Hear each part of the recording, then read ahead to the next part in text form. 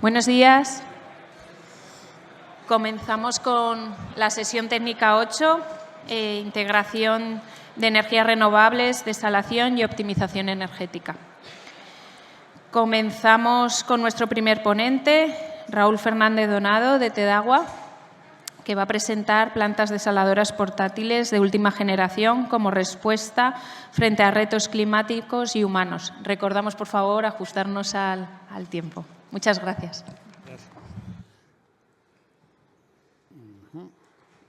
Vale. Buenos días, compañeras y compañeros. Muchas gracias a EDIR por el tiempo y el espacio que nos dais y felicidades por la organización del evento. Los retos a los que nos somete el mundo actual respecto a catástrofes, cambio climático, sequías, guerras, ponen de manifiesto la gran necesidad que tenemos de suministro de agua seguro y de calidad para el desarrollo humano de las comunidades y nos ponen de manifiesto el gran riesgo y el gran estrés al que están sometidas. Para ello, para estos requerimientos que he nombrado y otros como el poco espacio, la dificultad de acceso, poca demanda o una previsión no segura sobre la evolución de la demanda, desde Tedagua consideramos esencial las soluciones compactas de desalación para hacer frente a estos puntos. Respecto a esto, nosotros desde hace años hemos diseñado una nueva línea de plantas compactas de desalación en las que aglutinamos todas las características que consideramos esenciales que debe tener una instalación de este tipo. Y las hemos diseñado para abastecer a diferentes sectores, el municipal y turismo y hostelero por un lado, la agricultura y la industria. Con pequeñas modificaciones son capaces de adaptarse a los requerimientos de estos sectores que he comentado. La línea de plantas de desalación compactas desde agua de mar incluye la SW27, que da 2.700 metros cúbicos día con un único contenedor mecánico, la SW13, que es capaz de dar 1.300 metros cúbicos día en un único contenedor, aunando la parte mecánica y la eléctrica, y la SW5 para 500 metros cúbicos aún en menos espacio. Y además tenemos una línea para plantas de agua salobre. Respecto a las características que hemos incluido en nuestras plantas que consideramos esenciales, quiero hablar de la modularidad y escalabilidad, de las que luego ahondaré, la fiabilidad, que para nosotros es esencial. Si tenemos que hacer frente a emergencias como las que he comentado, no pueden fallar una planta y, por tanto, tenemos que construirla y diseñarla de esa forma. La gran capacidad, ya he hablado de la SW27, por ejemplo, que es una solución integral, que luego comentaré. La eficiencia. Nuestras plantas incluyen bombas de desplazamiento positivo y recuperadores de energía, con lo cual la eficiencia energética es un punto ya logrado. Control remoto, y esto es importante. Nuestras plantas incluyen un sistema de control capaz de ser operado, puesto en marcha y apagado y manejado de forma remota desde un dispositivo portátil o desde ordenadores por el cliente, y si el cliente así lo desea, también puede ser supervisado en remoto desde nuestro centro, desde nuestra oficina central en Madrid, para proveerle de soluciones a su casuística, ¿vale? En ese sentido, que se comentaba ayer en algunas mesas redondas, en las que es necesario no exigir demasiada experiencia a alguien cuyo core no es la producción de agua, sino el agua es un consumible. Y respuesta rápida. Tenemos nosotros algunas plantas estocadas listas para enviar en caso de emergencia. Respecto a la modularidad y escalabilidad, la escalabilidad la entendemos como, en este caso, poner varias plantas en paralelo para poder operar y sumar nuestras capacidades. Por ejemplo, 4 SW27 son capaces de producir más de 10.000 metros cúbicos de agua al día. Pero el sistema de control ya se diseñó para operar directamente, entendiendo que son 4 plantas en paralelo y funcionan o se manejan como una sola, de forma que, redundo en lo que he dicho antes, tiene que ser sencillo de operar y sencillo de mantener. Respecto a la modularidad, y esta la entendemos a lo largo del proceso, de aguas arriba a aguas abajo, porque no es solamente la ósmosis, evidentemente. Tenemos que tomar el agua, tenemos que pretratarla, osmotizarla y remineralizarla y clorarla para conseguir agua potable. La ósmosis ya la hemos comentado. En pretratamiento y en remineralización tenemos soluciones también no contenerizadas, pero sí contenerizables para el transporte, de forma que todo se prefabrica y se prueba en plantillas en taller. Después se llega y sobre una simple losa de hormigón se monta en muy poquito tiempo y tenemos esa solución. Pero ¿qué pasa con la toma de agua? Ahí es donde creemos que que hay un campo para progresar. Actualmente hay dos tipos grandes de tipos de toma de agua, los pozos playeros y las torres de toma. Los pozos playeros es lo mejor que nos puede pasar en una planta. Tomamos agua de pozos en función de la geología. El agua ya viene filtrada en general, de muy buena calidad y podemos bombearla directamente al pretratamiento de la desaladora, en el que incluso podemos casi hasta prescindir de él. Limitaciones, la geología del terreno y la permisología, el que nos dejen poner el número de pozos necesarios en zonas normalmente playeras y con un impacto ambiental elevado que puede afectar a la posibilidad de hacer esto. La otra solución, las torres de toma, es la más implantada actualmente. Se basa en tomar agua del fondo del mar, una batimétrica entre 10-15 metros, elevada sobre unos 4 metros sobre el fondo marino para que no tomar sedimento, y succionarla hasta una estación de bombeo que tiene que estar por fuerza por debajo de la línea de energía del agua para que el agua fluya, y desde ahí ya se bombea. Esta obra de toma, sobre todo la estación de bombeo y la tubería de llegada, genera un impacto económico y ambiental tremendo, y es donde se concentran gran parte de los riesgos de una desaladora, en la obra marina y en particular en esta zona. El impacto ambiental y la permisología asociada puede limitar o incluso dar al traste con nuestra desaladora. Frente a esto, ¿qué hemos hecho ante Tedagua? Pensar fuera de la caja. Hemos desarrollado nuestra solución, que se llama EasyTake, que ya está en proceso de patente, en la que cambiamos el concepto y nos llevamos el bombeo al fondo del mar. Directamente posicionamos un filtro pasivo, un filtro tipo Johnson, con unas bombas sumergibles, y desde ahí bombeamos en presión positiva hasta la desaladora. Evidentemente, ponemos sobre el fondo marino la tubería y evitamos la necesidad de ese gran impacto ambiental y gran obra con gran coste en la zona de costa. Y estamos independientes de la batimétrica o la línea de energía de la tubería, con lo cual el ahorro y sobre todo la mitigación de riesgos es importantísimo, y consideramos que es una solución muy adecuada para este tipo de instalaciones de pequeño o mediano caudal.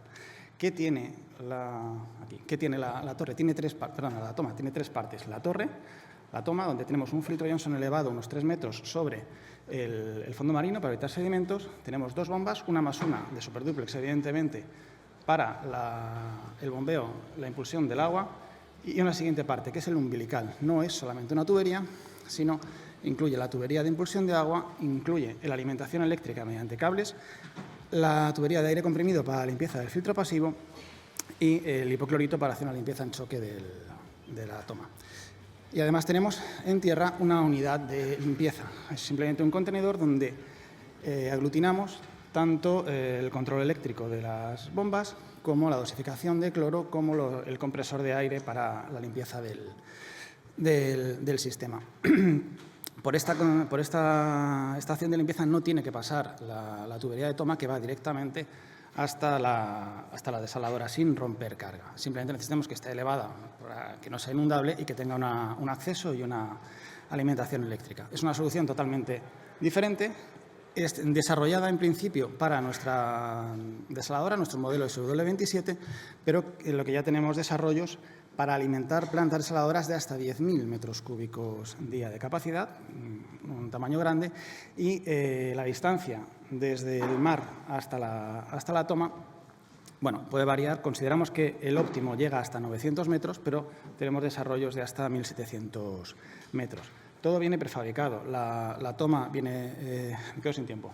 30 segundos. La toma viene prefabricada desde nuestros talleres y se posiciona directamente sobre el fondo marino o sobre una cama de bolos para su posicionamiento rápido, igual que el umbilical y, evidentemente, la estación de limpieza. Para esta solución hemos contado con INCREA para desarrollar la ingeniería de detalle y, simplemente está ya disponible. Así que, nada, muchísimas gracias por vuestra atención. Muchas gracias, Raúl. Muy interesante.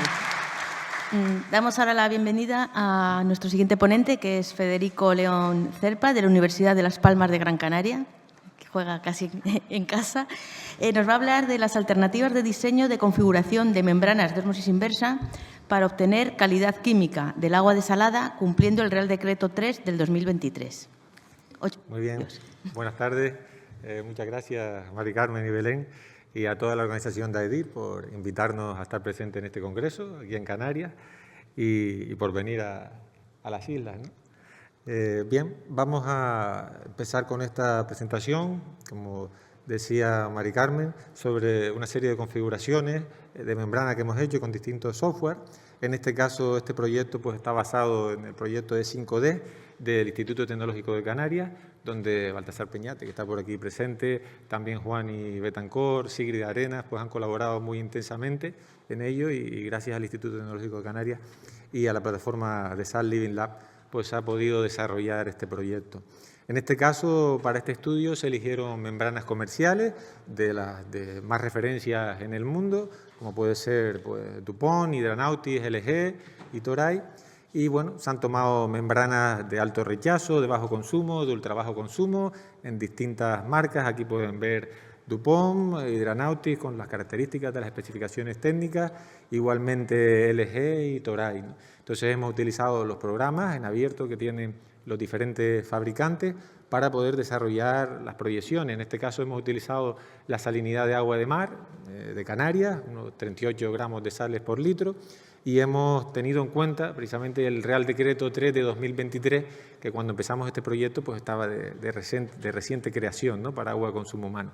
Fue en el 2023 cuando nos planteamos esta iniciativa y bueno, prácticamente a final de 2023 fue cuando se consiguieron los resultados.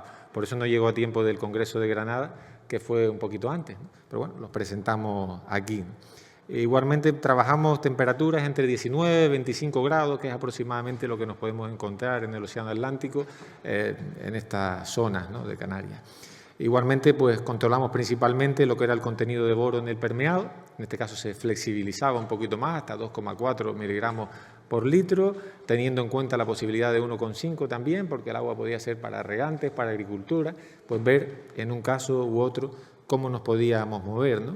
Y, por supuesto, sin dejar de lado la conductividad eléctrica del agua permeada y también pues, los resultados en concentración de cloruro, que muchas veces eran el cuello de botella frente al boro que nos habíamos encontrado habitualmente, ¿no? Los cloruros, en algunos casos, llegábamos cerca de los 250 miligramos litro, incluso más, con lo cual nos dejaba fuera y ya no era un agua potable. Teníamos que actuar de esa manera, ¿no? Y, sin embargo, el boro pues, estaba por debajo de 2,4.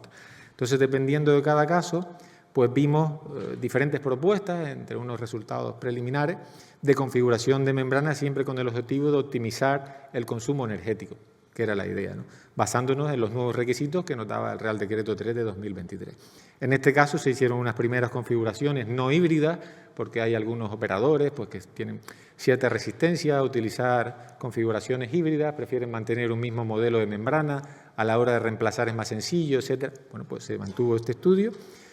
Considerando 5 años sin reemplazo, ya la planta, las últimas, 25 grados, en este caso más desfavorable desde el punto de vista de temperatura alta para el rechazo de sales, un 40% de conversión y bajando a 12 LMH el flujo medio de trabajo, que es el mínimo que hoy en día los membraneros nos permiten, ¿no? A partir de ahí pues podemos subir 14, incluso 16, si tenemos toma de pozos, si tenemos ultrafiltración previa en el pretratamiento, pero nosotros hemos ido pues, a intentar reducir el consumo energético y por eso nos íbamos a 12 LMH, que es el mínimo que nos canta en el programa, porque si no, si bajamos, pues ya nos da error.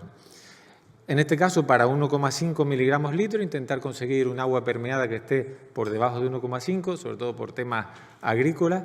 Y bueno, vemos las diferentes membranas, DuPont, Hydranautis, LG, Toray, pues membranas en este caso de alto rechazo, intentando llegar a bajo consumo. Y veíamos pues cómo el consumo energético se marcaban unas y otras muy similares, ¿no? En este caso, la membrana de DuPont era la que tenía un poquito menor consumo energético en esta configuración, pero las demás pues le siguen muy cercanas, ¿no? Por encima de los 2 kilovatios hora por metro cúbico. Igualmente, pues tenemos otra serie de configuraciones, en este caso para 2,4 miligramos litro, intentar ser un poquito más flexible, manteniendo la configuración no híbrida, sin mezclar elementos dentro de la misma fábrica de membranas, ¿no? Pero sin mezclarlo, siempre el mismo modelo. Y vemos cómo, bueno, en este caso de Toray pues se pudo ir a una membrana un poquito de más bajo consumo energético, la 820V en vez de la 820M, llegando al consumo energético por debajo ya de 2 kWh por metro cúbico, pero bueno, son prácticamente muy similares todas, el resto está en 2.0, o sea que prácticamente no hay diferencia, pero sí que podíamos, era el objetivo, bajar el consumo energético incluso por debajo de 2. En este sentido, pasamos a configuraciones híbridas.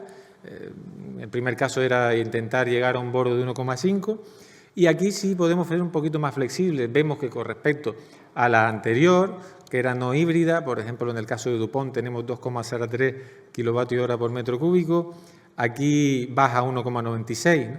Simplemente haciendo una configuración híbrida, metiendo 2 membranas SIGMAX 440, por ejemplo, pues conseguíamos bajarlo. En el resto, Hydranautis, LG, Toray, pues también nos permite abrir el abanico e introducir membranas de ultra bajo consumo para conseguir reducir aún más ese consumo energético. Y todas las fábricas de membranas pues lo consiguen. En el caso de 2,4, un poquito más flexible para el tema del boro, que es lo que nos dice el Real Decreto.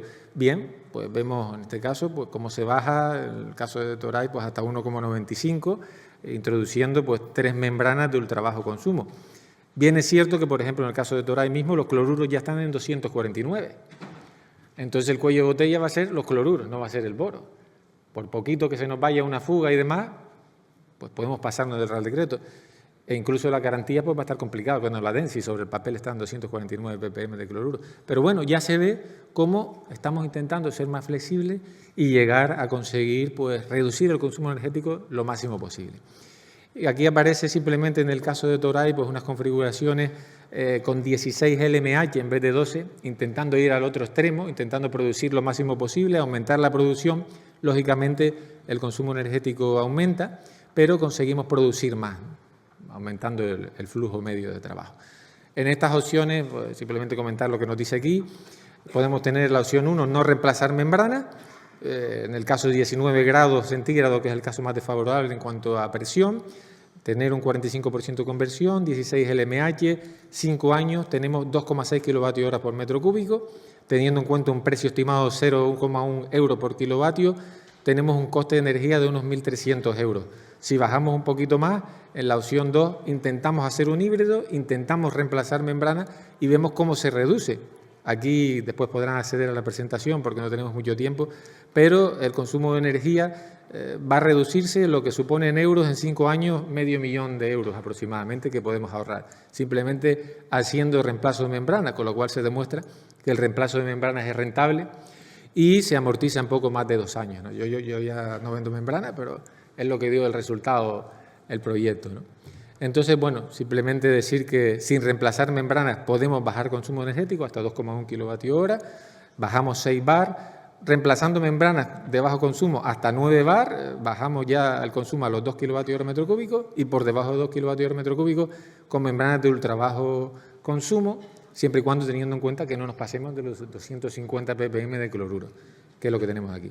Y yo, como no me quiero pasar tampoco, no de los cloruros, sino del tiempo, pues creo que podemos llegar hasta aquí, dejando simplemente los agradecimientos al proyecto de 5D, al programa Interreg MAC, que nos ha apoyado en todo caso, y sobre todo también al proyecto EadyWater. En este enlace pueden localizar un artículo que se publicó, un artículo científico en una revista de prestigio y que tiene también toda esa información, ¿de acuerdo? Cualquier cosa después estamos a su disposición para las preguntas.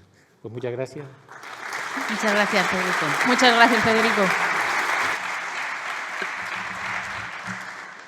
Seguimos con nuestro siguiente ponente, Íñigo Ajuriago Geascoa, de Acción a Agua, que nos va a presentar integración de energías renovables y eficiencia energética en la nueva generación de desaladoras. Hola, buenos días. Muchas gracias a la EDIR por esta oportunidad y a todos los asistentes. Hoy me gustaría compartir con vosotros algunos datos del proyecto de Jubail 3B, porque además de ser una mega desaladora altamente eficiente, es la primera vez en la que Acciona integra energías renovables para el autoconsumo de la desaladora. Durante la presentación veremos una breve descripción del proyecto, las principales características de la planta desaladora, las de la planta solar fotovoltaica, algunos, no todos, de los resultados durante los test, un pequeño análisis de la recuperación de la inversión y, por último, las conclusiones. Como os comentaba, el proyecto es Jubail 3B, se encuentra localizado en Al-Jubail, en la costa saudí del Golfo Pérsico, entró en funcionamiento en 2024 y tiene una capacidad de 570.000 metros cúbicos día. Está entre el top 3 de capacidad de desalación construida por Acciona. Abastece, junto con otras desaladoras de la región, a las ciudades de Riad y Qasim, y a día de hoy, con las desaladoras construidas por Acciona en Arabia Saudí, se provee de 2,3 millones de metros cúbicos al día, que es lo suficiente para abastecer de agua potable al 25% de la población de este país. La planta desaladora está preparada para hacer frente a las duras condiciones del Golfo Pérsico, con salinidades de hasta 47.000 miligramos litro y unas temperaturas que varían del invierno a los 18 grados a los 35 del verano. Además, el requisito de agua potable es de una salinidad realmente baja, de 130 miligramos litro, una vez remineralizada el agua. Con todos estos condicionantes se consigue dar una garantía de consumo máximo a condiciones de referencia ambiental, es decir, 43.000 miligramos litro y 28 grados, de tan solo 3,4 kilovatios metro cúbico. Esto sin tener en cuenta la energía solar. Y, ya lo digo porque es la típica pregunta, incluye el intake y el Product Water Pumping Station. ¿Cómo se consigue dar estos resultados de consumo específico? Pues un poco con lo que ayer explicaron mis colegas en la sesión de la tarde, ¿no?, de eficiencia energética.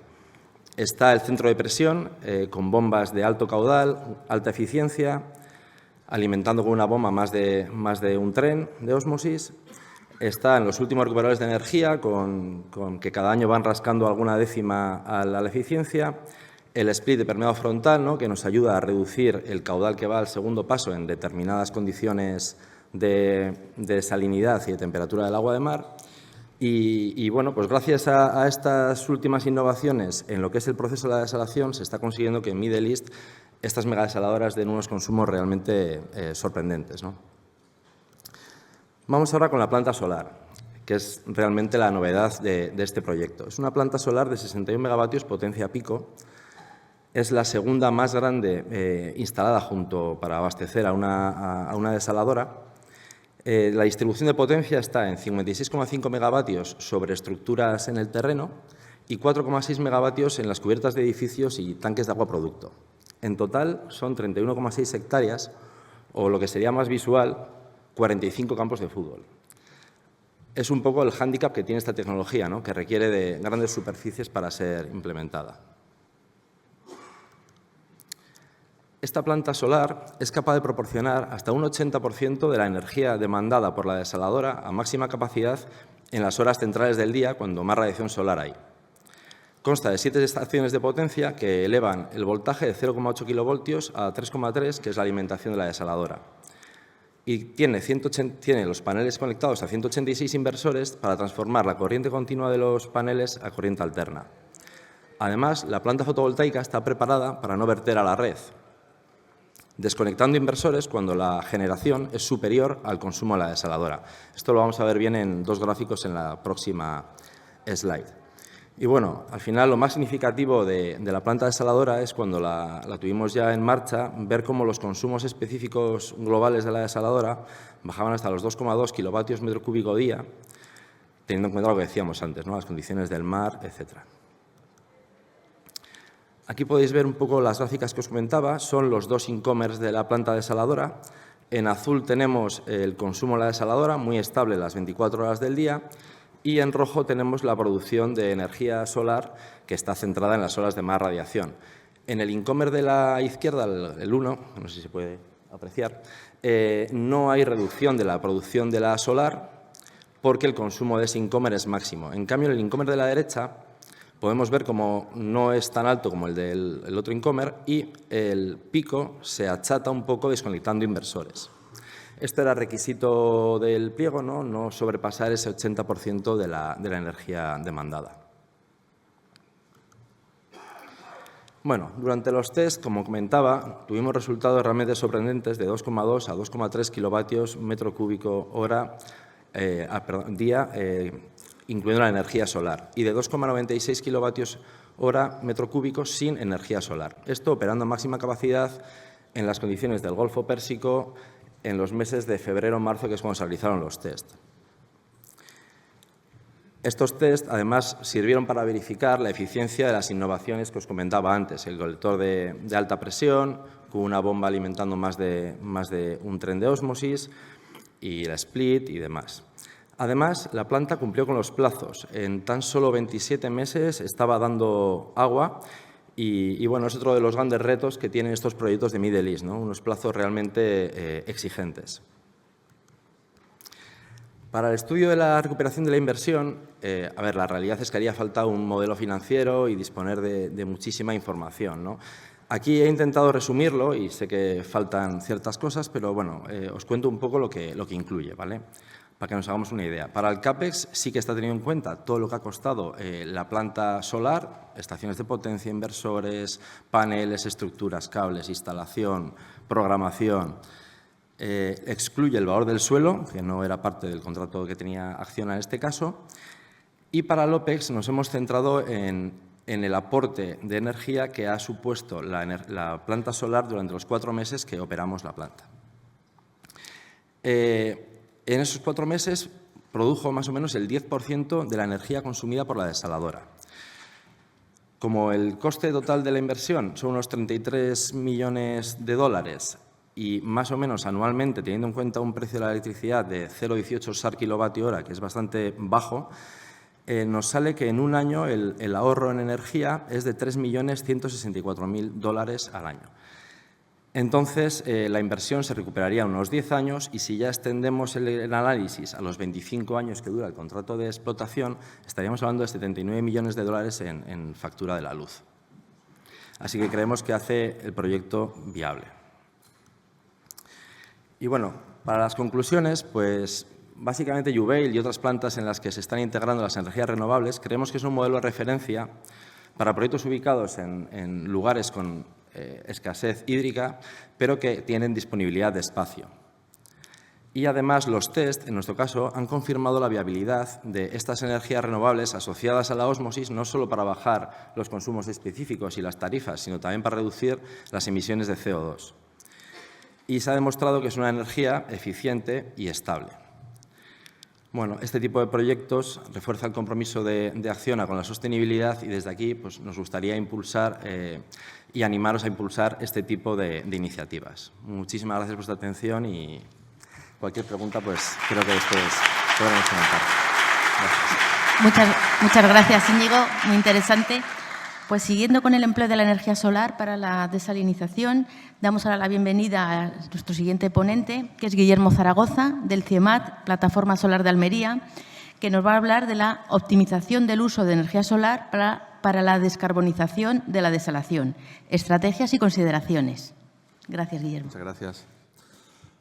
Bueno, la motivación de este trabajo es la necesaria descarbonización de la desalación y la limitación del uso de energía fotovoltaica. Hemos visto antes, Iñaki mostraba que llegan a un 10%, también porque tiene la limitación del 80% de potencia. Si eso subiera, podrían llegar a más. Antes, en otra presentación ayer se mostró una cifra parecida, 10%, pero es muy difícil superar el 30% solo con la energía fotovoltaica, porque el sol pues, tiene una variabilidad durante el día. Lo que se puede hacer es dimensionar la planta fotovoltaica por encima de la potencia requerida por la desalación para, por lo menos, cubrir un rango amplio durante el día, veis esa línea roja, y ese exceso que hay de producción se puede almacenar para aumentar el factor de capacidad. El problema aquí es que eso requiere baterías y entonces aumenta mucho el coste de la electricidad. Aquí tenemos cifras de la planta que hay en Dubái, que es la que tiene el coste mínimo publicado hasta ahora de Levelized Cost of Energy, está en 2 céntimos de dólar por kilovatio hora, simplemente la fotovoltaica. Esta planta no tiene baterías. Actualmente las cifras con baterías ya son 27 céntimos de dólar el kilovatio hora. Y la proyección de Enrel, en el mejor de los casos, en un futuro, cuando las baterías estén a gran escala, tampoco la baja demasiado, está entre 55 y 75 dólares el megavatio hora, pero eso es una proyección a futuro y veremos a ver. Y no incluye los costes medioambientales y geopolíticos que tiene el depender de las baterías.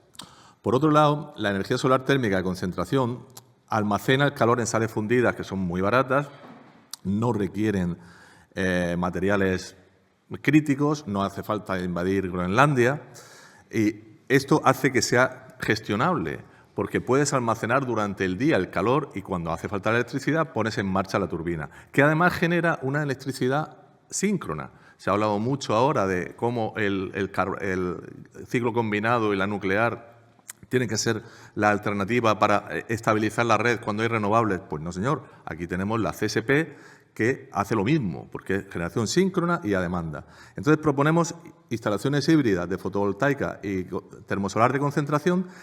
El precio de la termosolar de concentración es cierto que es más que la fotovoltaica, pero bueno, está en lo que se proyecta para las baterías en un futuro. Y a día de hoy es mucho más barato producir electricidad termosolar que electricidad fotovoltaica almacenada en baterías. Y además el valor añadido es local. La cadena de valor de la CSP está en España, en Europa y encima en España. Y ya digo, no necesita materiales críticos y no da lugar a residuos contaminantes, que es otro problema de las baterías, que luego hay que gestionarlas.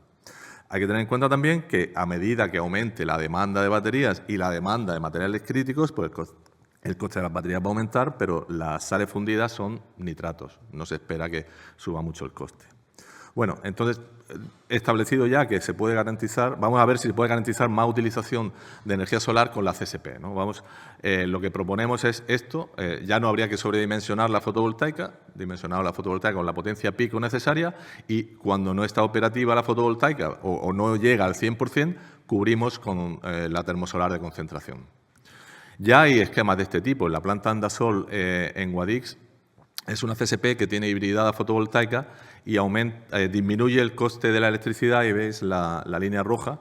A medida que se aumenta la proporción de fotovoltaica, pues va disminuyendo el coste de la electricidad por encima de 15 céntimos de euro a un poquito más de 12 céntimos de euro el kilovatio hora. También hay una simulación en Chile que aumenta el factor de capacidad. La CSP solo sería 65, hibridada está por encima del 90. Y el caso de estudio que planteamos nosotros es para desalar 4 hectómetros cúbicos al día, que supone todo lo que se produce en España y más de agua desalada ahora mismo, teniendo en cuenta agua de mar. Asumimos un consumo específico de las plantas de 3 kilovatios-hora metro cúbico, y entonces proponemos instalar 500 megavatios eléctricos de fotovoltaica con seguimiento en un eje y sin baterías, y hibridada con 500 megavatios de CSP con una eficiencia conservadora para lo que hay en el mercado, en concentración de foco puntual, usando una torre y almacenando en sales fundidas 8, 17 o 24 horas. Y los resultados, aquí está el factor de capacidad mensual, que es el porcentaje de la energía necesaria que podemos cubrir con energía solar. Vemos que solo con fotovoltaica es el azul, no supera el 50% en verano y en invierno está por debajo del 20%. Al hibridar con CSP, considerando 8 horas, supera, y entre 17 y 24 horas no hay mucha diferencia, entonces el mejor caso sería 17, y vemos que podemos llegar a un 100% en verano, y en invierno pues estamos por encima siempre del 40%. En total, los números, pues solo la fotovoltaica tendría un factor de capacidad del 30% y un coste de la energía de 4,6 céntimos de dólar kilovatio hora. Hibridando con CSP, con 17 horas de almacenamiento, ya superamos el 70% de factor de capacidad. Es cierto que el coste de la electricidad sube por encima de 10 céntimos de dólar el kilovatio hora, pero bueno, sigue siendo más barato que almacenar en baterías. Y como conclusión, hibridar la fotovoltaica y el CSP con almacenamiento aumenta el uso de energía solar disponible para la desalación. El factor de capacidad pasa de un 30% a por encima del 70%. Y un tema importante, la ocupación necesaria. Con estos 50 megavatios eléctricos de fotovoltaica ocuparíamos 1.800 hectáreas para desalar 4 hectómetros cúbicos al día. Pasaríamos a 6.300 hectáreas con la hibridación de la CSP. ¿Eso es mucho o poco? Pues solo la provincia de Almería tiene más de 32.000 hectáreas de invernaderos. Y los desiertos que hay en España son bastante más grandes que todo esto. Pero es que además Disney World es el doble de lo que necesitamos de superficie total. Y ya hay un parque solar en India que tiene 5.600 hectáreas. O sea, que plantear que se cubran 6.300 hectáreas con captadores solares fotovoltaicos y térmicos, pues no parece un disparate. Además, si lo repartimos... esta es la versión antigua. Bueno, había un cálculo repartiéndolo entre las 11 provincias del sur y tocábamos en la unidad estándar más moderna de medida de superficie, que es el campo de fútbol, a 222 campos de fútbol por provincia, considerando eso, las 11, las de Andalucía, Extremadura y Murcia. Y también Ciudad Real, que no parece un disparate. Y el coste es cierto que sube de 5 a 11 céntimos, pero bueno, no parece descabellado descarbonizar el 70% de la desalación española pagando 11 céntimos de dólar el kilovatio hora.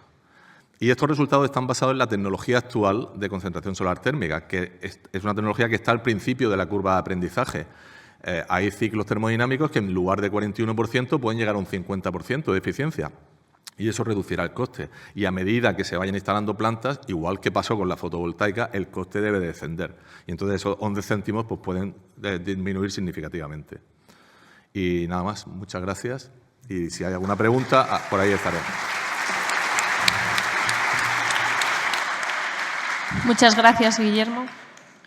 Pasamos ahora a Baltasar Peñate Suárez, del Instituto Tecnológico de Canarias, que nos va a hablar de la máxima optimización de la eficiencia energética en desalación de agua de mar, rompiendo la barrera de los 2 kWh por metro cúbico. Deseando escucharte.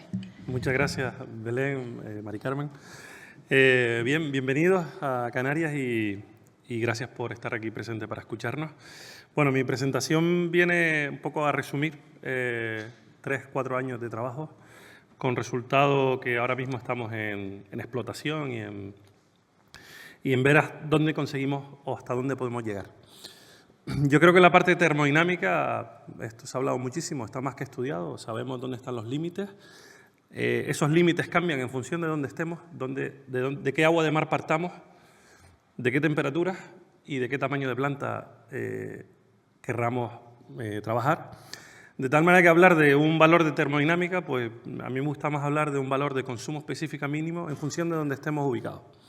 Si bien es cierto que el umbral del kilovatio 1,1 kilovatio hora metro cúbico parece como que es termodinámicamente invencible.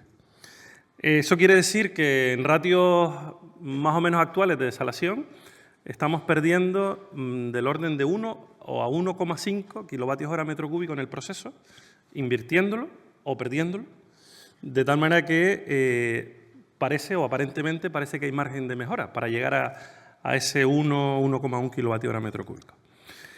Si vamos solo específicamente a datos de Canarias, y este es un trabajo reciente de la Dirección General de Agua del Gobierno de Canarias, solo en desalación, en la parte derecha en rojo, vemos que el umbral de mejora todavía es bastante interesante, ¿no?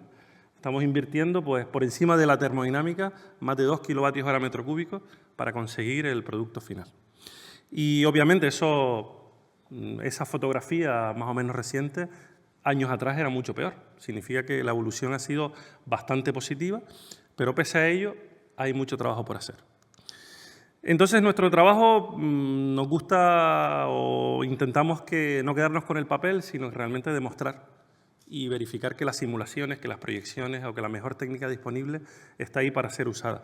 Entonces, este proyecto, que realmente es un concepto de diseño, y lo bautizamos con un nombre específicamente del 2.0 para intentar demostrar que se puede alcanzar y superar o bajar la barrera de 2 kilovatios hora metro cúbico, nos metió en una historia con distintas ingenierías de Canarias y aprovecho aquí para aprovechar y agradecerles enormemente el trabajo y la involucración de varias empresas de integración y de fabricación canarias como son el Masa y Canaragua y hemos hecho realidad una planta desaladora que si bien no se queden con el concepto de una planta, a mí me gusta más hablar de concepto porque es un concepto extrapolable a distintas escalas, podemos llegar fácilmente con estos diseños a 5.000 metros cúbicos día y ya estamos en proyección de elevar los conceptos de diseño a 7.000, 8.000 metros cúbicos día, de tal manera que es un concepto ideal, es decir, ¿cuánta energía mínima puedo consumir en este proceso?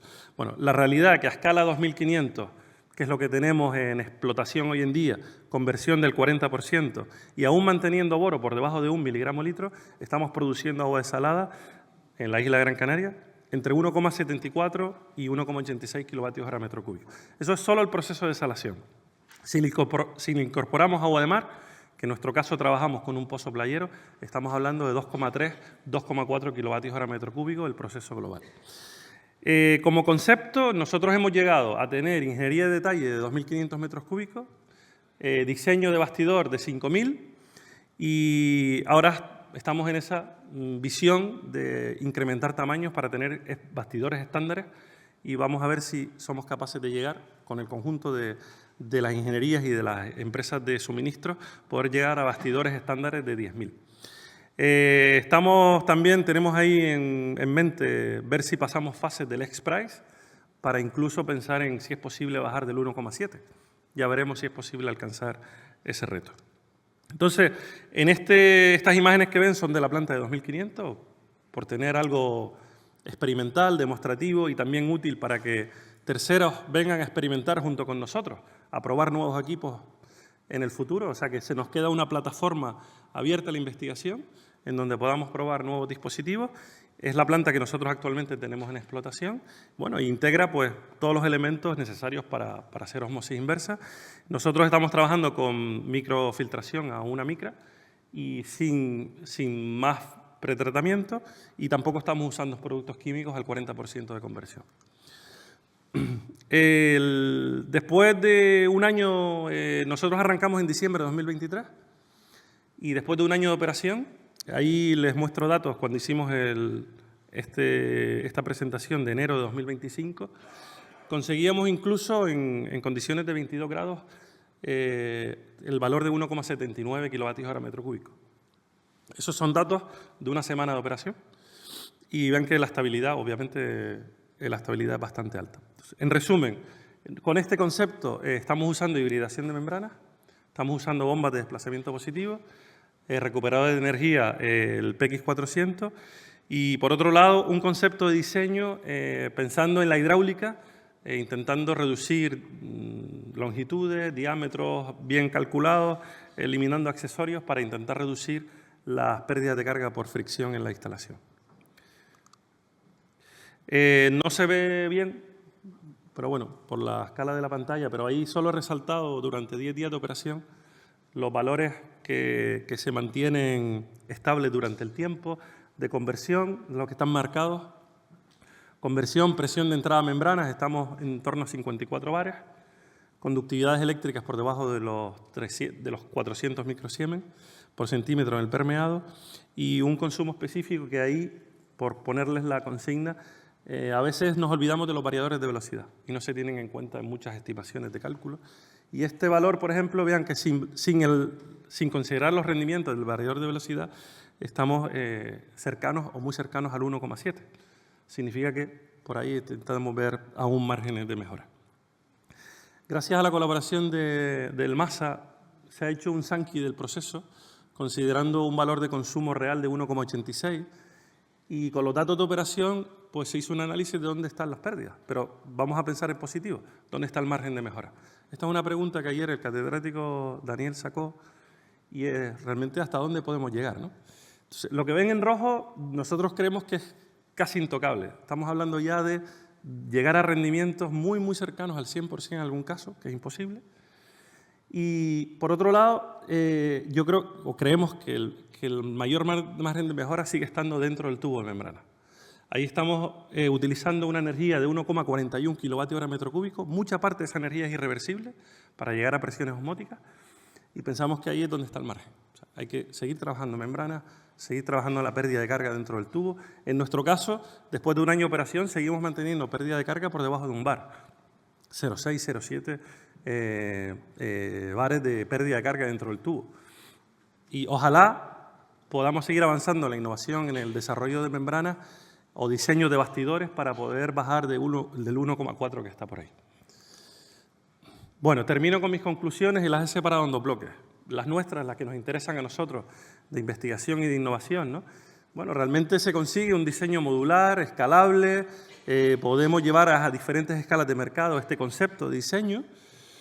Obviamente, en algunos casos, en condiciones ideales, como tener un pozo playero, un SDI bastante bueno, pero es que incluso llevando la toma abierta Incluso con un pretratamiento un poquito más sofisticado, las simulaciones nos siguen dando condiciones de menos de 2 kilovatios hora metro cúbico. O sea que estamos realmente en unas condiciones favorables, no para desalar a 1,7, 1,8, pero sí en el entorno de 2. Es un diseño hidráulico optimizado en el sentido que todavía tenemos margen de mejora en la hidráulica para reducir pérdidas. Y por otro lado, en este caso, y pensando en entornos en donde el vertido a mar es necesario e incluso es la única solución, conseguimos una salmuera más diluida. Es verdad que más volumen, pero en condiciones de vertido a mar, pues estamos consiguiendo una salmuera no tan concentrada. Y otro factor, otro aspecto favorable es que podemos trabajar sin químicos durante el proceso. Obviamente, reducción de huella de carbono, hay unas condiciones de OPEX muy ventajosas respecto a la reducción de energía. Y termino con otro resultado interesante a nivel de conclusiones en la transferencia. Ya este diseño está en el mercado, se está llevando a más de 10, 12 desaladoras actualmente, algunas en fabricación para ser instaladas este año, y está consiguiendo, que es otro efecto positivo en la movilidad de recursos públicos, ¿no? Este proyecto fue financiado por Europa, pero es que ya estamos hablando de que se ha triplicado la inversión que Europa pone en un demostrativo, se ha triplicado, o sea que dinamiza economía no solo regional, sino también a escala fuera de Canarias. Muchísimas gracias y aprovecho para también agradecer al equipo de trabajo del ITC por este trabajo, su involucración y al MASA y Canalagua por todo el apoyo que nos han dado en estos años. Muchas gracias, Baltasar. Enhorabuena por el trabajo. Damos la bienvenida ahora a Juan Antonio León Robaina, de la Dirección General de Aguas de Las Palmas de Gran Canaria. Nos va a hablar de la propuesta de reglamento de certificación de eficiencia energética de las instalaciones del ciclo industrial del agua en las Islas Canarias. Gracias, Juan. Gracias por la presentación. Buenos días, bienvenido a mi tierra. Nuestro objetivo como Dirección General, desde el punto de vista de la política hidráulica, se basa en 7 ejes estratégicos. Fundamentalmente, el primero sería la planificación, mejorar la planificación actual sobre un conocimiento mejor del dato. Es un aspecto que queremos desarrollar con los programas PERTE que tenemos ahora mismo en camino. Esa planificación nos ayudará a tomar decisiones más precisas y más reales. Otro aspecto importante es mejorar la eficiencia energética de nuestras instalaciones, objetivo de la ponencia que voy a exponer hoy. El tercer eje tiene que ver con la incorporación, fomentar el uso de la fuente de energía renovable en todo el ciclo industrial, tanto en desaladoras como en depuradoras o en bombeo. Actualmente hay alguna instalación significativa que tiene un porcentaje de participación importante en cuanto a fuentes de energía renovable, pero el conjunto del archipiélago en cuanto a las plantas industriales pues no supera el 5%. Queremos que sea un dato significativo en el futuro. Otro eje importante es el control de las pérdidas de distribución de agua, que también es un dato para nosotros bastante escandaloso. Todavía se pierde un porcentaje muy elevado de agua, casi una media de un 25%, y ahí también se están tomando medidas específicas para su corrección o atenuación. Otro aspecto importante es la reutilización del agua. Evidentemente tenemos casi 2/3 del agua que se vierte directamente al mar y queremos que esa agua tenga una reutilización al menos fundamentalmente en lo que es el uso de riego agrícola. También es importantísimo lo que son campañas de concienciación respecto a lo que son los consumidores, llámese consumidor pequeño, sectores de servicios o incluso la propia administración pública, que también es un gran consumidor de agua. Y por último, planteamos un modelo de financiación. Tenemos ahora mismo un estudio, un plan específico de una ficha financiera, buscando distintos instrumentos financieros que nos ayuden en el desarrollo e incentivar la adopción de todas estas medidas que estábamos aquí planteando.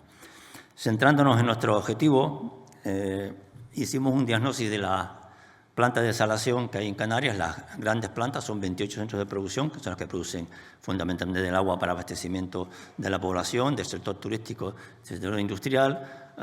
Más o menos vienen a ser como unos 500.000 metros cúbicos al día. El conjunto de las plantas representa un 6,7% de la demanda energética de Canarias, del conjunto de Canarias. Y si vemos el ciclo completo, contando depuradoras, bombeo, captaciones de aguas subterráneas, estaríamos hablando del 17,3% de la demanda energética de Canarias, que es un dato muy significativo. Los consumos específicos, como antes comentó Baltasar, son también importantes. Estamos hablando de un consumo específico medio ponderado del 3,82 kilovatios hora metro cúbico, y si solo hablamos de desalación puramente, estaríamos hablando de 2,79. Son datos de por sí significativos que ya de por sí nos obliga a enfocarnos en el sentido de la eficiencia energética. Tenemos un marco legal, que no voy a comentarlo, yo creo que ya los conocemos, que nos determina la ley, la normativa europea, la normativa española. Canarias también tiene su propia ley de transición ecológica y energética, y nos obliga a las administraciones públicas a tomar aquellas medidas necesarias desde el punto de vista de adoptar medidas de eficiencia energética en todas las instalaciones, edificaciones, etcétera. Es una medida, es una decisión que está regulada por la ley y establece un artículo específico para tomar la iniciativa de la administración pública en este ámbito. Ese es el argumento legal para que nosotros nos hayamos dedicado a meternos con el proceso correspondiente. Sobre esa base nos planteamos qué modelo de gestión utilizar. Queríamos que, primero que nada, tuviéramos un método de cálculo de eficiencia energética que fuera común, que fuera universal, para poder hacer comparaciones entre instalaciones, entre explotadores, y que fuera después público. Sobre esa base trabajamos con el Instituto Tecnológico de Canarias a través del Departamento de Agua en el desarrollo de un método de trabajo, unas herramientas de trabajo que nos permitan catalogar las instalaciones y clasificar las instalaciones. Hemos usado como modelo pues, la clasificación energética de los edificios o la clasificación energética de los electrodomésticos de línea blanca. Son nuestra referencia. Sobre esa base se ha desarrollado todas unas metodologías específicas que les comentaremos para cada tipo de instalaciones, de desalación, de depuración, de bombeo, para determinar, para que cada uno de los usuarios pueda valorarse, clasificarse y evaluar en qué situación se encuentra. Sobre eso hemos desarrollado un marco legal, que está en borrador ahora mismo, que nos regula, nos establece el procedimiento, los derechos y deberes con respecto al uso de estas metodologías de aplicación a los usuarios. Hemos planteado una solución administrativa muy sencilla para no complicar los procesos burocráticos. Simplemente el diseño de la metodología ya permite que el propio usuario se autoclasifique. La información que le pedimos está perfectamente definida, muy clara, muy explícita, y sobre eso calcula en qué situación se encuentra, qué clasificación le correspondería a su etiqueta, y sobre eso ya conoce en qué situación se encuentra, y además, una vez que lo registre, esa información ya es pública y se pueden hacer comparaciones entre instalaciones y entre propios operadores. La vigencia de cada una de estas etiquetas sería de 2 años en principio, según la metodología que hemos aplicado. Bueno, el procedimiento es sencillo, como he dicho, lleva una autoevaluación, la puede hacer el propio técnico de la empresa o una empresa especializada que le haga ese cálculo, en función de las herramientas que ahora comentamos, ¿no? Esa clasificación con esa documentación que la acompaña y la justifica se registra, la Administración tiene un control y después, en todo caso, la Administración tiene el derecho a posteriori a verificarla en su caso, si lo estima oportuno. Hemos planteado una solución que sea relativamente fácil de aplicar, que no sea compleja en cuanto a su procedimiento y que sea el propio usuario el que decida cómo aplicarla.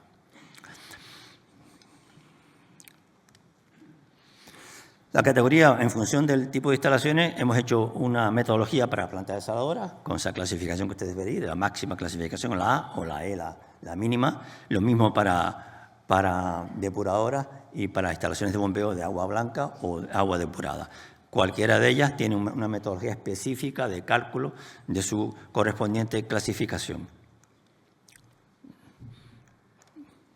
No me da tiempo de explicar mucho más, pero entonces las conclusiones. Bueno, para nosotros es fundamental, primero que nada, cumplir el marco legal, hacer que las instalaciones sean más sostenibles. Hay un aspecto que viene a continuación, que nosotros ya estamos desarrollando, que sería la segunda fase de este trabajo, que sería la huella de carbono. También estamos desarrollando actualmente, a través también del Instituto Tecnológico de Canarias, una metodología para hacer el cálculo de estas instalaciones desde el punto de vista de la huella de carbono. De manera que no solo consigamos la eficiencia energética como calificación, sino qué huella de carbono corresponde a esa instalación. Son metodologías complejas en cuanto a su aplicación y por eso estamos desarrollándolas. La idea nuestra es que durante el año 26 podamos tener ya en vigor este marco legal previo conocimiento del sector, previo darle conocimiento y conocer el feedback del sector desde el punto de vista de consejos insularales de agua, de titulares de explotadores, de tal manera que al final creemos un marco que nos ayude desde el punto de vista de la descarbonización de las instalaciones y de lo que es el proceso de sostenibilidad de este conjunto de instalaciones. Darle las gracias a todos, me sobra hasta medio minuto, y muchas gracias.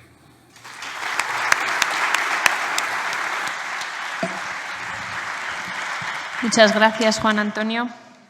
Pasamos ahora con nuestro último ponente, Jan Beneke, de Aquaporin, que nos va a hablar de la reducción de LOPES y de la presión de alimentación requerida para la producción de agua municipal y reutilización mediante membranas de ósmosis inversa de agua salobre de bajo consumo energético. Muchas gracias, Jan.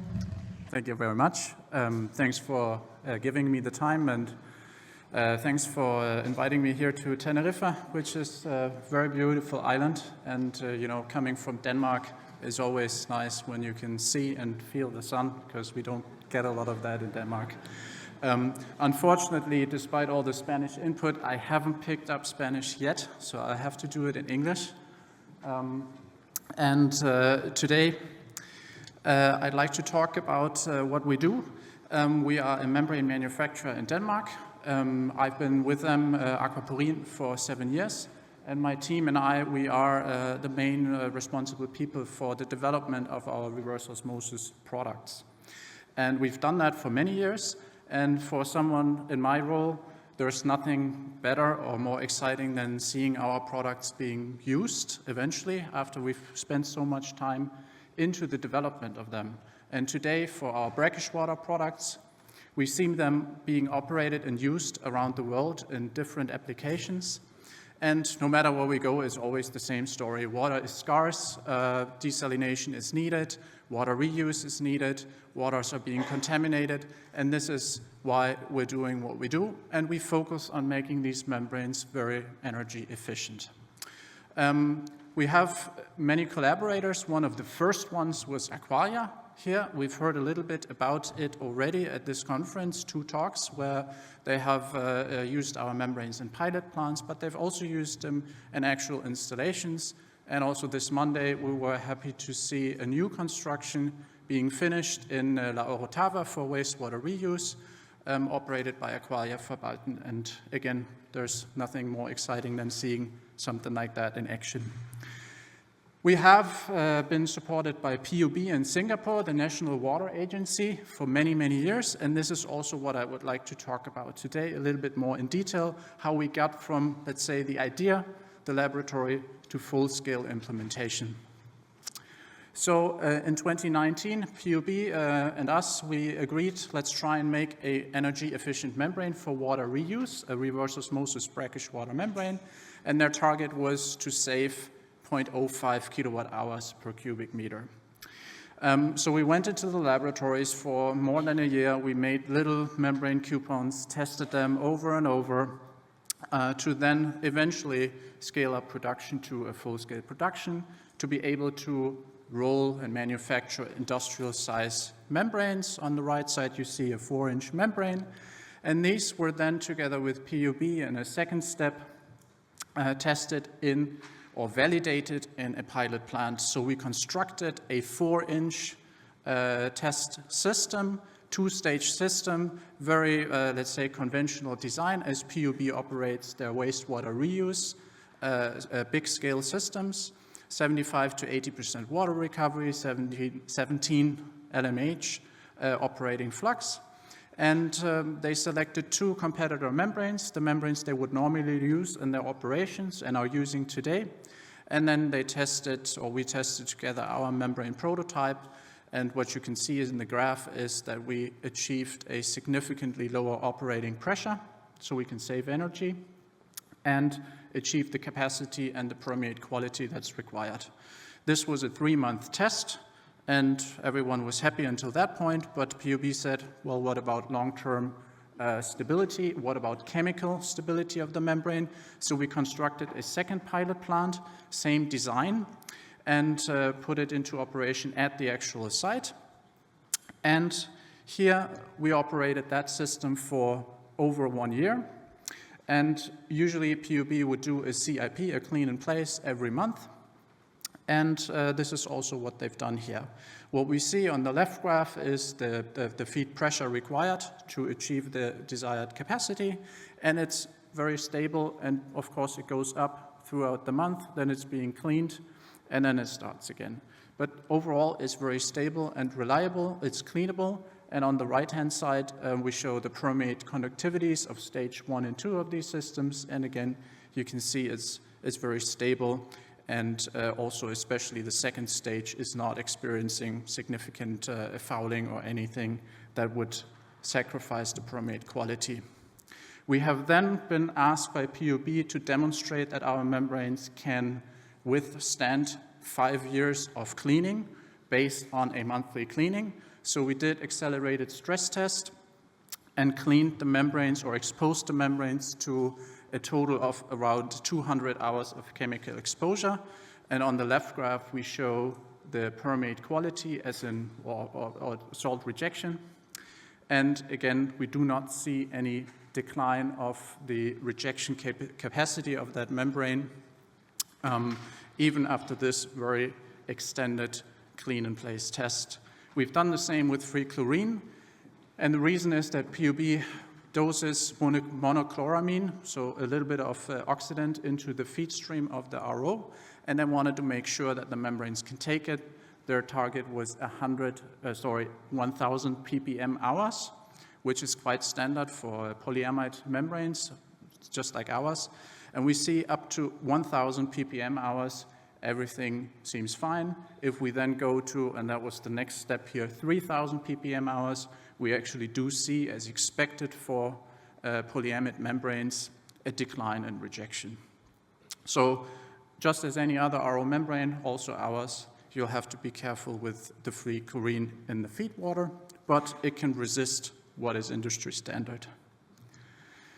Then eventually, and that's when everyone's happy, PUB said, let's do it for real. So they've chosen one site in Singapore where they reclaim wastewater, municipal wastewater. They have 3 racks. One is operational and membranes were exchanged some time ago. 2 racks were due for replacement. So they said, well, let's do 1 rack your membrane. Let's do 1 rack with the membranes we would normally use.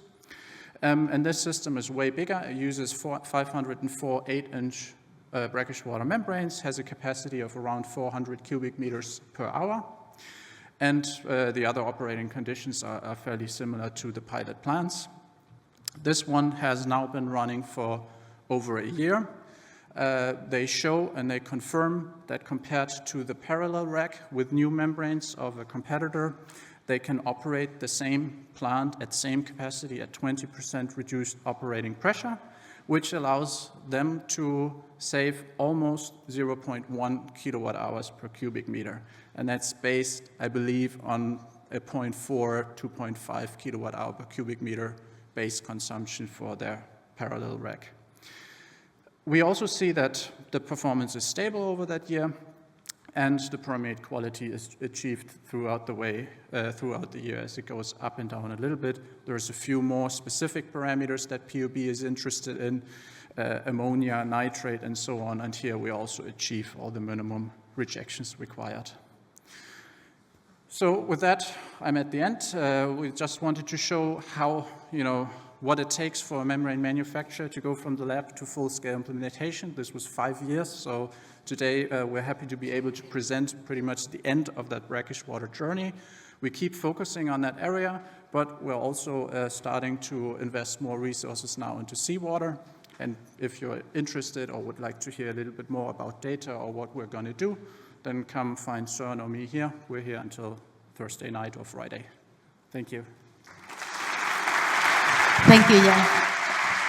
Bueno, con esta última ponencia hemos terminado esta sesión técnica. Vamos un poco justos de tiempo, pero sí que me gustaría dar paso pues, a un par de preguntas. Mira, por aquí, a Daniel.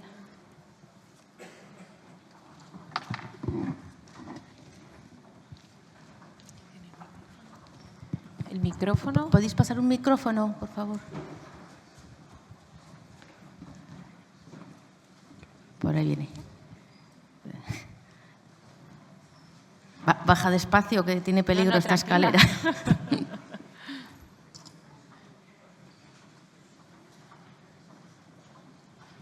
Gracias.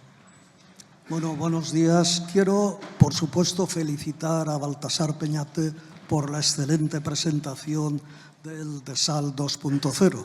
Efectivamente ha estado muy detallada y claramente se ve pues, los elevadísimos rendimientos de todos los elementos involucrados, de la bomba de alta presión, de la booster, del recuperador, y efectivamente lo que no llega a 100% son pérdidas.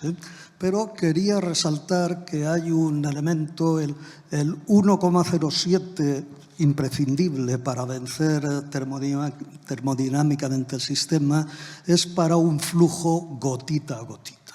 Entonces, el factor, creo yo, limitante es que tenemos que conseguir un LMH aceptable a esa conversión para evitar factor de polarización y para tener un flujo de agua industrialmente aceptable. Entonces, esa energía realmente no es una pérdida, es una energía necesaria.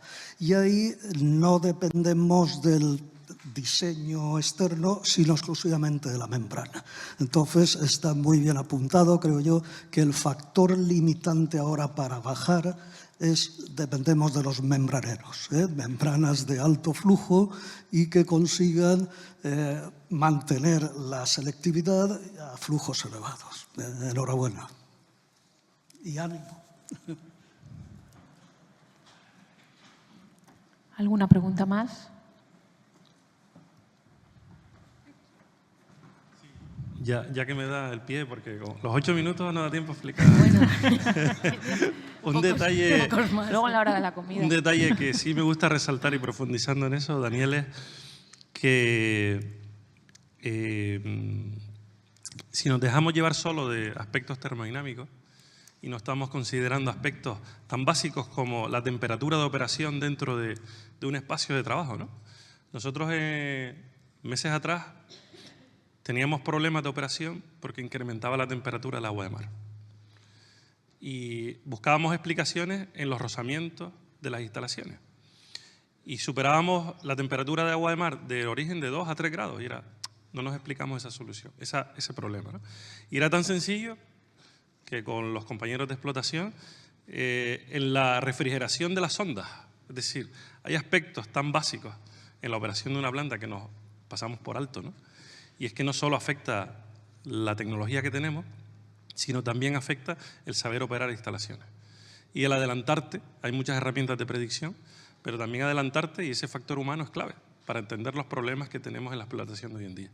Entonces, yo creo que vamos una línea, llevamos 20 años ahí con mucho esfuerzo, muchos fabricantes en conseguir la eficiencia. Nos queda, es verdad, siendo realistas, nos queda un margen de mejora muy corto, pero ojalá podamos hablar de hibridaciones con otros procesos o nuevos conceptos en donde sigamos todavía bajando más esos límites. Baltasar, una pregunta. Has comentado que el proyecto es con agua de pozo y que habíais hecho simulaciones también para aguas de toma abierta. ¿Qué tipo de pretratamiento habéis considerado en esas simulaciones? ¿Para qué tipo de aguas? Sí, ahí las simulaciones en ese ámbito lo que hemos metido es ir a filtros convencionales de filtración a presión, cambiando arena por temas de vidrio, ¿vale? Para intentar mejorar velocidades de filtración, adaptarnos también a biofouling, y no hemos considerado la ultra como opción, ¿vale? Sino hemos ido a cosas un poco más convencionales para poder entrar en esos criterios de operación buscando sostenibilidad. Porque ahora mismo vais con filtros, con captación de pozo directamente a ósmosis, no hay filtros de cartucho. Sí, filtros de Filtros de cartucho a una cartucho, micra. sí. Metéis una etapa y para toma abierta habéis considerado filtros de arena previos. Sí, eso. De arena, pero con vidrio. Fenomenal.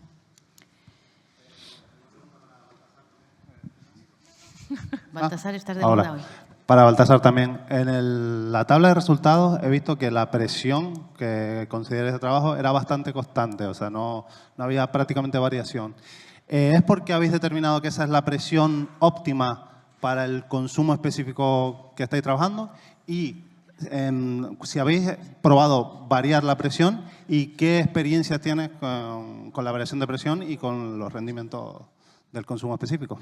Sí, mira, ahí el llegar a esa presión de operación realmente tiene 217 simulaciones detrás. Es decir, membrana de mercado, hibridaciones, no hibridaciones, y buscando siempre el punto óptimo. El punto óptimo es el que estamos con esta hibridación de membrana. Está en simulación es verdad que está en 55 bares, pero en operación está en 54. Y una pérdida de carga de 0,6 dentro del tubo. Y realmente buscamos una presión, o sea, buscamos un punto de trabajo, ese óptimo, en el que nos dé, manteniendo flux mínimo, podamos seguir trabajando en condiciones de no warning. Y por otro lado, que es verdad que si vamos a un sistema no hibridado, tenemos que incrementar presión hasta 57, 58 bares, recuerdo de memoria. Y me preguntaste... Sí, hemos ido jugando con distintas presiones, buscando también cuáles son los puntos, distintos puntos nominales de operación en la planta. Y también otro factor que nos hemos dado cuenta, también en una parte de nosotros que investigamos en la aplicación de renovables, de estos conceptos, ¿no? O sea, plantas que no trabajen constantemente, hemos obtenido un dato también significativo, que la planta estabiliza valores a las 72 horas. Es decir, que cuando hay plantas que están parando, arrancando con renovables, se va a encontrar un hándicap, y es que no vas a estabilizar criterios de operación hasta 2-3 días de operación. Y los valores son bastante estables, es decir, la planta, 2-3 días, se mantiene una estabilidad perfecta, y buscando un punto de operación óptimo para estar dentro de esos valores. ¿Alguna pregunta más? Allí. Perdona.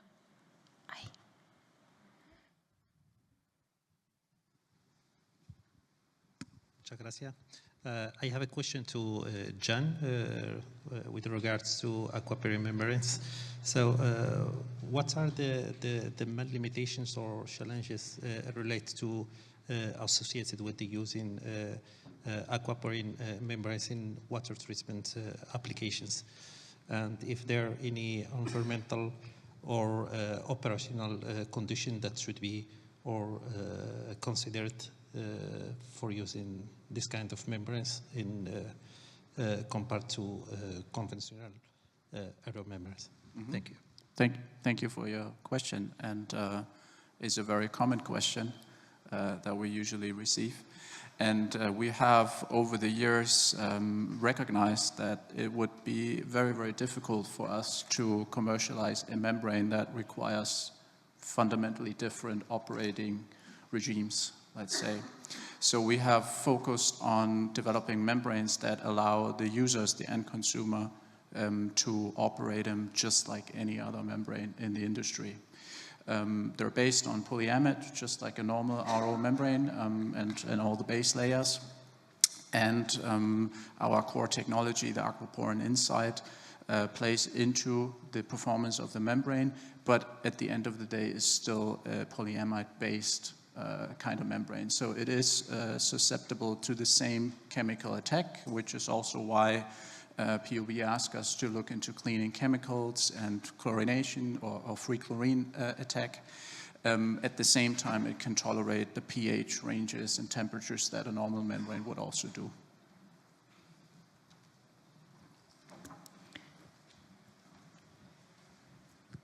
Muchas gracias. Pues si os parece, damos ya por concluida esta sesión.